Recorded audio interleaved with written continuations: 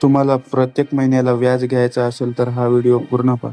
जर तुम्ही पोस्ट ऑफिसच्या EMI स्कीममध्ये 1,00,000 ते 9,00,000 5 वर्षासाठी गुंतवणूक केले तर किती व्याज मिळणार ते आजच्या व्हिडिओमध्ये पाहणार. जर तुम्ही 1,00,000 रुपये गुंतवणूक केले तर तुम्हाला महिन्याला 617 रुपये पर्यंत व्याज मिळणार.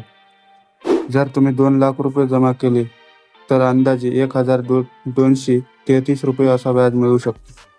जर तुम्ही 3,00,000 रुपये जमा केल्यावर दर महिन्याला अंदाजे 1,850 रुपये असे मिळू शकतात. जर तुम्ही 4,00,000 रुपये जमा केले तर दर महिन्याला अंदाजे 2,467 रुपये व्याज मिळू शकते.